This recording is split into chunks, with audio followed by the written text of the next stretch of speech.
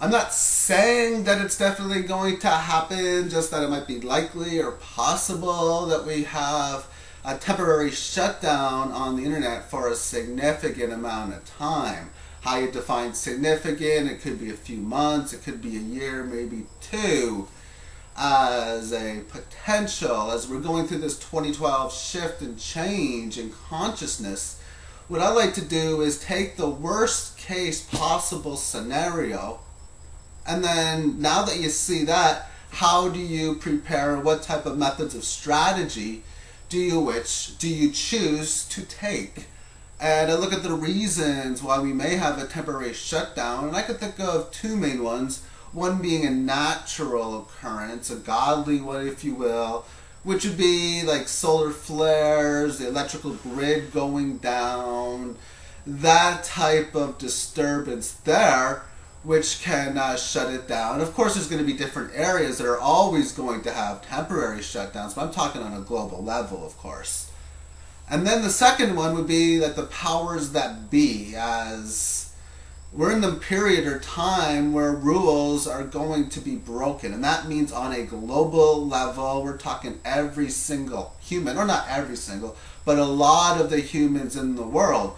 Which means that if you yourself have been noticing, like, I don't care anymore, or I'm just going to do what I feel is right, that's natural. But so do the powers that be. They're going to feel the same way. So if they feel it's correct for them to just pull the switch, that's what they're going to do. A lot of the stuff that these entities use is that of a lower or negative frequency on the majority of the time, and this one would also be that kind of situation that they could do.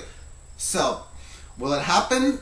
It's possible, and I'd have to say it's probable that it would happen. I'm not saying it's definitely going to happen, but I'm saying it's likely. I would guess a percent to be between 85 and 95%. So what can you do to prepare for this? And the first thing is on a psyche level. I know a lot of people are addicted to the internet. That's going to affect a lot of people, and a lot of people can't care less anyway. But the bottom line is that cavemen were fine without the internet. The Roman Empire, when they were doing very well, they did pretty well without the internet, and so did our founding fathers. Meaning, there was no internet for the majority of the time we were here. We will get the news out. We will be able to communicate with each other. We have for millions and millions of years, and we will for as long as we are still on God's great earth. So, what do we do? This is what I'm planning on doing anyway.